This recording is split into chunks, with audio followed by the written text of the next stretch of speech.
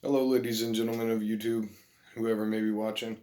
This is a follow-up video to the Monster Games trip.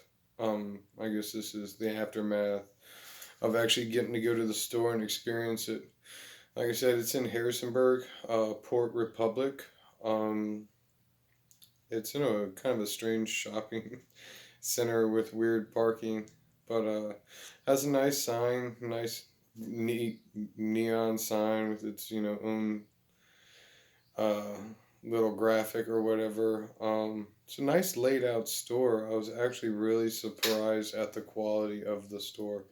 Um, the aisles are laid out nicely. It has a good selection, A plus selection of Super Nintendo games, an A plus an A selection for Nintendo games. There is some limited supply of certain consoles, like they didn't have any really Dreamcast or Saturn games other than a small little pocket. I think I saw maybe one, maybe two Master System games. Saw a Virtual Boy there in the box, with a few games for that. Which there's only so many games that were made for the Virtual Boy to begin with. But anyway, I digress. This is gonna uh, be like a pickups video and kind of like a little explanation of the vibes I got from the store. Um, it was a great staff. It was one guy working there. The owner. I wasn't able to speak to the owner. He wasn't there, so I'm not going to put any footage from the game store on YouTube without speaking directly to the owner. But anyway, getting into the games I picked up. Of course, the first game I picked up was the Archon game, which is what I went there for.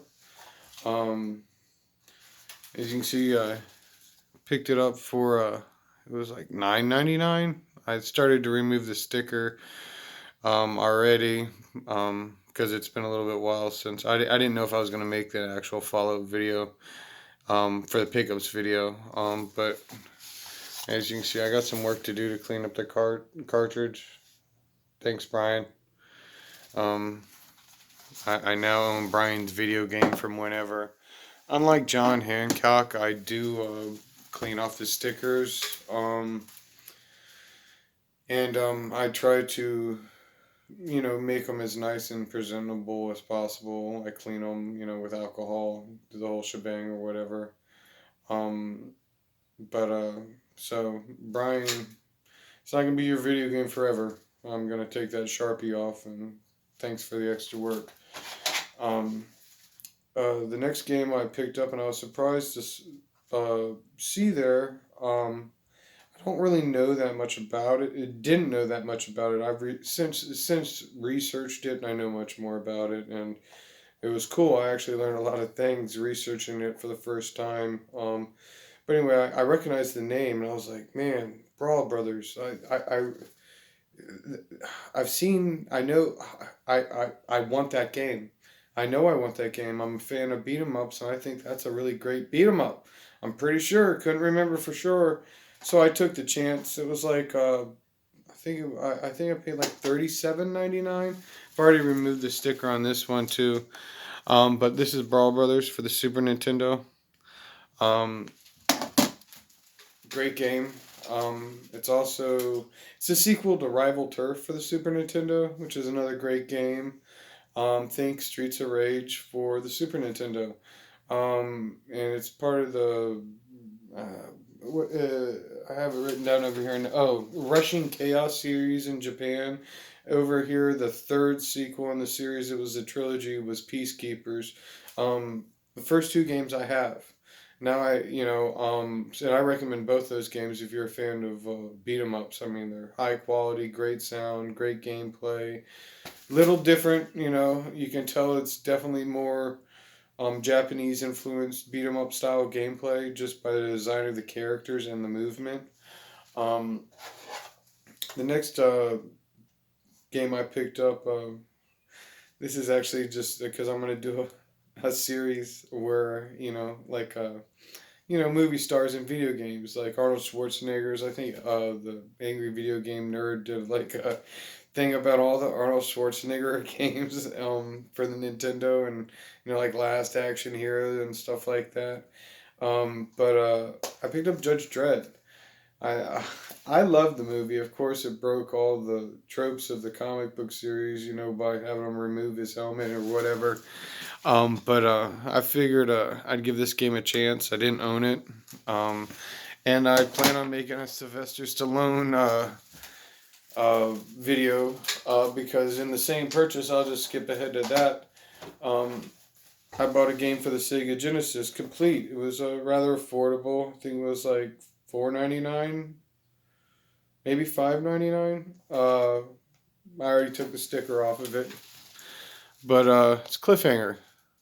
So that's I want to make all the Sylvester Stallone games I have, like Rambo. I'm gonna just make a video about what's good about them, what's bad about them. Judge Dredd and Cliffhanger I've never played before, so I I'm gonna give it a shot.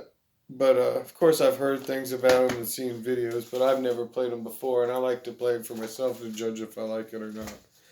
Another game I picked up is just I'd never seen it before, and I thought it was weird. It's made by Sunsoft.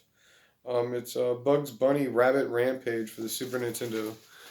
It was like $1.99. I figured I'll take a chance on $1.99 Bugs Bunny game. It could be good, could not be good, but for $1.99 Super Nintendo game, I'll give it a shot if it's made by Sunsoft.